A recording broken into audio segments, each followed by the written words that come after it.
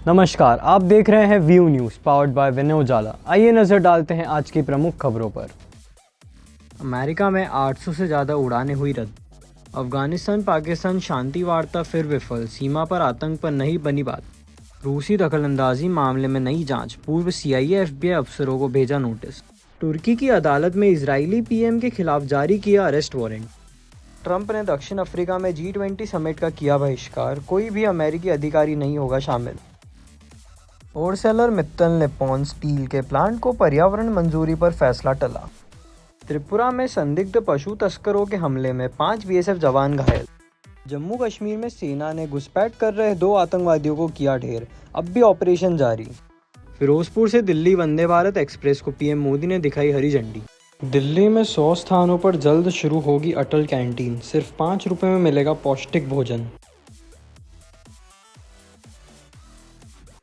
दिल्ली में विमानों के GPS सिग्नल में फेक अलर्ट, नेविगेशन और विमान को पोजीशन बताने में गलती, DGCA सतर्क। विश्व बाजार में भारत ने फूका स्वदेशी का बिगुल, CM डॉक्टर मोहन यादव बोले आत्मनिर्भरता ही नया भारत का संकल्प है। धीरेन्द्र शास्त्री की सनातन एकता पदयात्रा का दूसरा दिन, केंद्रीय मंत्री मनोहर लाल खट्टर ने किया स्वागत।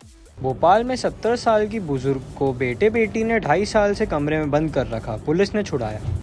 एम्स में बनेगा MP का पहला सेंट्रलाइज्ड कैंसर ब्लॉक, 2026 से गामा नाइफ और PET CT स्कैन से होगा इलाज। इंदौर के मलारगंज में मेट्रो स्टेशन का विरोध, रहवासी दुकानदार मंच लगाकर कर रहे प्रदर्शन। इंदौर की पैरा एथलीट पूजा राष्ट्रीय पुरस्कार के लिए चयनित, दिल्ली में राष्ट्रपति करेंगे सम्मानित। इंदौर में BRTS तोड़ने का काम फिर हुआ बंद, 6 महीने पहले मिली थी कोर्ट से मंजूरी।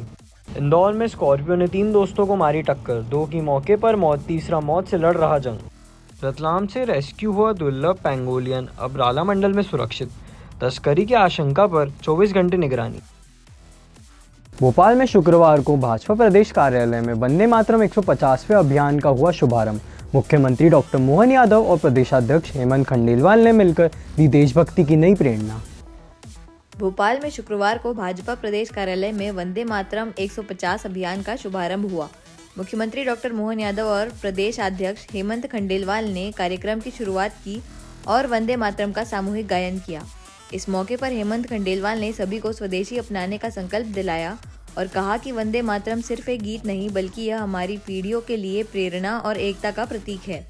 मुख्यमंत्री डॉक्टर मोहन यादव ने कहा कि स्वतंत्रता सेनानियों ने इसी मंत्र के साथ देश को आज़ादी दिलाई, लेकिन कांग्रेस ने देश को बांटने और राष्ट्रगीत को उचित सम्मान न देने का काम किया।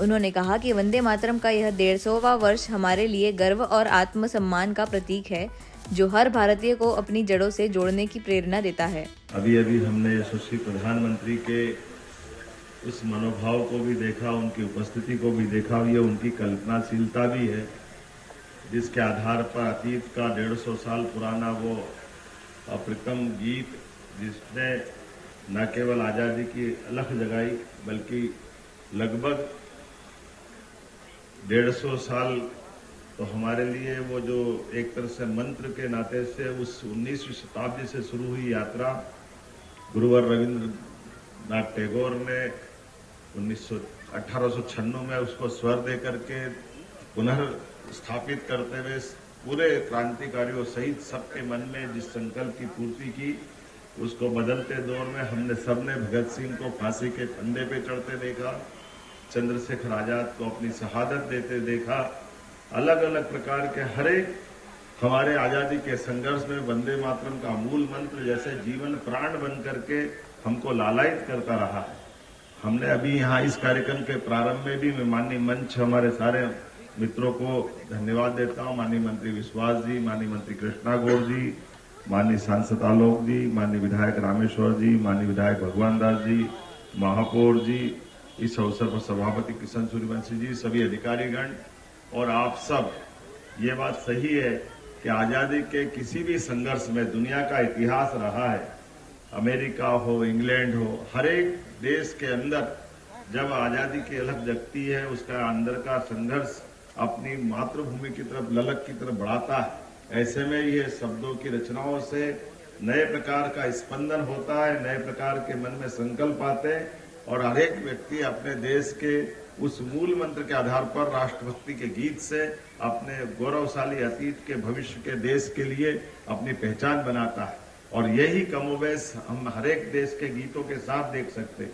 अमेरिका का क्राइसिस वाला समय हो, इंग्लैंड का विद्रोह वाला समय हो, भारत का अपना, हमने यद्यपि वंदे मातरम का आनंद भी देखा, लेकिन इस कार्यक्रम के प्रारंभ में कदम कदम बढ़ाए जा, खुशी के गीत गाए जा, ये जो हमारे भी स्वरबद्ध रचनाओं को हमारे पुलिस बैंड ने जो प्रस्तुत किया है, इस प्रस्तुत करने वाले गीत में ये हमारे आजादी के नेताजी सुभाष चंद्र बोस के उस आजाद हिंद फौज से जुड़ता हुआ दिखाई देता है। यद्यपि बनाया गया था दीक्षित जी ने गीत, बाद में कविवर राम सिंह ठाकुर जी ने इसको स्वरबद्ध करते हुए संशोधित रूप में दिया।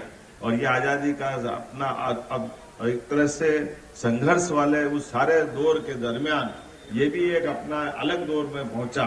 और इतना ही नहीं, जैसे हमने अगर बंकिम चंद्र चट्टोपाध्याय जी की बात अगर करें तो ये संस्कृत के साथ जोड़ करके वर्णवाल जी ने सही कहा अपने भाषण में। 15 नवंबर को देश भर में मनाया जाएगा जनजातीय गौरव दिवस। मध्य प्रदेश में निकलेगा बिरसा मुंडा जयंती गौरव यात्रा। जबलपुर में होगा भव्य समापन। प्रधानमंत्री मोदी भी होंगे शामिल। 15 नवंबर को पूरे देश में जनजातीय गौरव दिवस मनाया जाएगा। भाजपा प्रदेश अध्यक्ष हेमंत खंडेलवाल ने बताया कि प्रधानमंत्री नरेंद्र मोदी के नेतृत्व में यह कार्यक्रम पूरे देश भर में आयोजित होगा।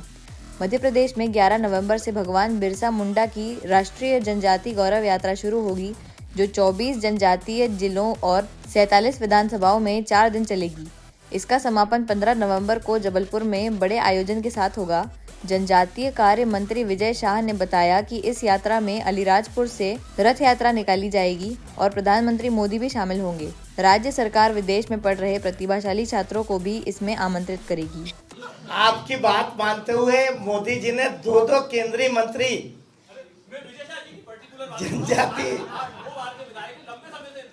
जनजाति समाज से, व्यक्तिगत प्रश्न नहीं मैं दे दिया ये नहीं, मैं 1 मिनट उनके सवाल का जवाब दे दूं कि जनजाति समाज को भरपूर, केंद्र में हमारे 5 मंत्री हैं, उसमें 2 जनजाति मंत्री हैं और जनजाति आदिवासी समाज को भारतीय जनता पार्टी भरपूर प्रतिनिधित्व देती है। और इसलिए मैंने प्रेस वार्ता की ओपनिंग की और संपूर्ण काम मैंने विजय शाह जी को दिया कि आप हमारे मुख्य नेता होने के नाते आप समापन करें। ये भारतीय जनता पार्टी का।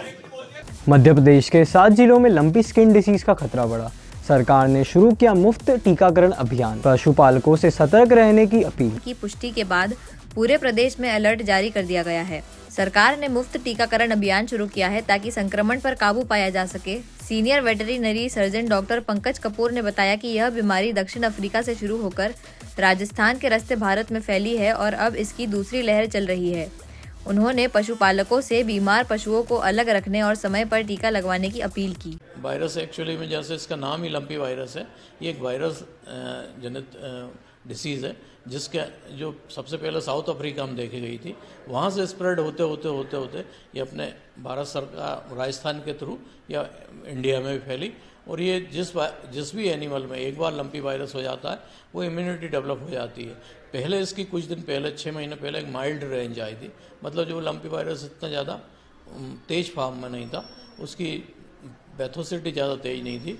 लेकिन अब जो दूसरी लहर आई है इसमें लंपी वायरस मॉडरेट होकर ज़्यादा म्यूटेशन होकर ज़्यादा खतरनाक स्थिति में आ गया, ज़्यादा तेज गति से फैल रहा है। इस समय भोपाल में हम लोगों ने अधिकांशतः जगह लंपी वायरस का वैक्सीन कर दिया है, फिर भी वो सेकंड स्टेज वाले कहीं कहीं लंपी वायरस देखने में मिल रहा है। कौन से जानवरों में पाया? ये गाय में, छोटे बछड़ों में, छोटे बछियाओं में, भैंस के बच्चों में ज़्यादा देखने में मिल रहा है। छोटे जानवरों में क्योंकि इम्यूनिटी उतनी ज़्यादा डेवलप नहीं रहती, इसलिए उनमें ज़्यादा देखने में मिल रहा है। 1 साल से कम उम्र के वाले जानवरों, पशुओं में ज़्यादा देखने में मिल रहा है अभी। इंदौर में देर रात तेज रफ्तार स्कॉर्पियो ने ली 2 युवकों की जान, एक गंभीर रूप से घायल। पुलिस ने वाहन जब्त कर जांच शुरू की। इंदौर के लसूड़िया थाना क्षेत्र में देर रात एक दर्दनाक सड़क हादसा हुआ। तेज रफ्तार स्कॉर्पियो कार ने बाइक सवार 3 युवकों को जोरदार टक्कर मार दी। हादसे में 2 युवकों की मौके पर ही मौत हो गई, जबकि एक युवक गंभीर रूप से घायल है और उसे अस्पताल में भर्ती कराया गया है। घटना शुक्रवार देर रात करीब 2 बजे लाइफ केयर हॉस्पिटल के पास हुई। मृतक युवकों की पहचान आयुष और कृष्णपाल के रूप में हुई है, जो खंडवा जिले के रहने वाले थे। जबकि घायल युवक श्रेयांश विजयनगर क्षेत्र का निवासी है। पुलिस ने स्कॉर्पियो कार को जब्त कर ली है और पूरे मामले की जांच शुरू कर दी है। ये लाइफ केयर हॉस्पिटल है सूर्या थाना क्षेत्र में। लाइफ केयर हॉस्पिटल के सामने एक स्कॉर्पियो और एक मोटरसाइकिल की टक्कर से एक्सीडेंट हुआ है। उस एक्सीडेंट में 2 लोगों की मृत्यु हो चुकी है और एक व्यक्ति गंभीर घायल है, जिसे एमआई हॉस्पिटल में शिफ्ट कर दिया गया है। जिनकी दोनों की जो मृत्यु हुई है वो एक व्यक्ति मूंदी जिला खंडवा और दूसरे जो है छैगांव माखन जिला खंडवा के रहने वाले हैं और तीसरा व्यक्ति जो है श्रेयांश, वो अभी उनका पता जो प्राप्त हुआ है स्कीम नंबर 78 विजयनगर के रहने वाले हैं। वो घायल हैं, गंभीर रूप से घायल हैं। इनका कहाँ से मतलब कुछ जानकारी है कहाँ से आ रहे थे बाइक पे? ये लाइफ केयर हॉस्पिटल के बिल्कुल ठीक सामने की घटना है। ये उस जगह पे एक्सीडेंट हुआ है। बाकी तो अब पूछताछ करने पे मालूम चलेगा। सर किससे हुआ ये कैसे थे तीनों को? 2 बजे के आसपास की घटना है। ये स्कॉर्पियो में थी, वो बिल्कुल नई स्कॉर्पियो है वो, और उसमें टेम्परेरी परमिट का नंबर है अभी। और बाकी जो है जो मोटरसाइकिल है वो मोटरसाइकिल हीरो स्प्लेंडर है। बाइक पे तीनों लोग ही सवार थे, तीनों ही थे बाइक पे? 2 लोग थे बाइक पे। 3 लोगों का उसमें घायल होना बता रहे हैं। कितने लोग बाइक पे थे, कितने लोग क्या थे, ये जांच का विषय है, अभी देखते हैं अभी। बाकी 2 लोग की मृत्यु हो चुकी है और एक व्यक्ति गंभीर रूप से घायल है। 2 की डेड बॉडी जो है एमआई हॉस्पिटल में भेजी गई है और तीसरे व्यक्ति को भी ट्रीटमेंट के लिए एमआई में रेफर भेज दिया गया है। सर कुछ उम्र है मतलब? हाँ, जिनकी मृत्यु हुई है वो आयुष नाम का लड़का है, जिनकी उम्र 23 वर्ष है। दूसरे हैं कृष्णपाल, उनकी उम्र 21 वर्ष है। दोनों की मृत्यु हो चुकी है। जो घायल हैं उनका नाम श्रेयांश है और उनकी उम्र 21 वर्ष है। सर गाड़ी जब तो हुई? सभी अपने उसमें हैं, गाड़ी मौके पे है। अभी स्कॉर्पियो को टोचन करके थाने ले आए हैं। वाराणसी में देव दीपावली का अद्भुत नज़ारा। गंगा किनारे झिलमिलाते दीपों के बीच कथक नृत्यांगना आयुर्दा शर्मा ने दी अद्भुत प्रस्तुति। वाराणसी में गंगा तट पर आयोजित देव दीपावली 2025 के अवसर पर काशी गंगा महोत्सव ने इस बार भी अपनी भव्यता से सभी को मंत्रमुग्ध कर दिया। कार्यक्रम में बनारस की संस्कृति, कला और अध्यात्म का अद्भुत संगम देखने को मिला। प्रसिद्ध कलाकारों के साथ युवा कथक नृत्यांगना आयुर्दा शर्मा ने भी अपनी प्रस्तुति शिवार्पणम से दर्शकों का दिल जीत लिया। आयुर्दा ने शिव और शक्ति के दिव्य रूप को कथक के माध्यम से प्रस्तुत किया, जिसमें शिव तांडव, सती की कथा और अर्धनारेश्वर रूप की झलक भाव विभोर कर गई। महापौर अशोक तिवारी ने उसकी प्रशंसा की। गुरु डॉक्टर रागिनी मक्कड़ के मार्गदर्शन में साधना कर रही आयुर्दा को दर्शकों ने खूब सराहा। वाराणसी टूरिज़्म का जो ये काशी गंगा महोत्सव था, वहाँ पर मेरी प्रस्तुति थी और जो भी ऑडियंस वहाँ पे जितने भी लोग थे वो सब कला को समझने वाले लोग थे। सबने बहुत प्रोत्साहन दिया, बहुत ज़्यादा तारीफ़ करी और काफ़ी लोग मुझसे मिलने भी आए वहाँ पर और उन्हें बहुत ज़्यादा पसंद आया और स्पेशली जो वहाँ के मेयर थे, उनके वर्ड्स थे कि ऐसा परफॉर्मेंस मैंने जीवन में पहली बार देखा है, क्योंकि सब लोग भाव विभोर हो गए थे परफॉर्मेंस देख के। काफी भीड़ भी थी, कितने दर्शक थे और किस तरह माहौल? शायद 1 लाख के करीबन लोग वहाँ पर थे और सभी लोगों को कला की काफ़ी जानकारी थी क्योंकि वाराणसी जो है कलाकारों की धरा है। तो वहाँ पर जितने भी लोग थे सब कला को समझने वाले लोग ही थे और सबने मेरे जो एक्ट था, मेरा शिवार्पणम जो एक्ट था उसे काफ़ी ज़्यादा पसंद किया। मध्य प्रदेश से आप अकेले थे और भी मध्य प्रदेश को रिप्रेज़ेंट करने मैं गई थी और मैं अकेली थी वहाँ पे। और भी इसके अलावा भी और भी कई आयोजन हैं जिसमें आप गए? हाँ जी, मैं जगन्नाथ महोत्सव में कर चुकी हूँ और श्रावण महोत्सव, कालिदास महोत्सव, कृष्ण रंग महोत्सव मथुरा में जो होता है, ऐसे कई अन्य प्रोग्राम्स हैं जहाँ मैं कर चुकी हूँ। आपका परिचय? नमस्कार, मेरा नाम आयुर्धा विपेंद्र शर्मा है और मैं विगत 10 वर्षों से कथक का विधिवत शिक्षण अपनी गुरु डॉक्टर रागिनी मक्कड़ जी से ले रही हूँ और अभी भी यही क्रम जारी है। ऐसी ही खास खबरों के लिए बने रहिए हमारे साथ व्यू न्यूज़ पर, पावर्ड बाय विनय उजाला।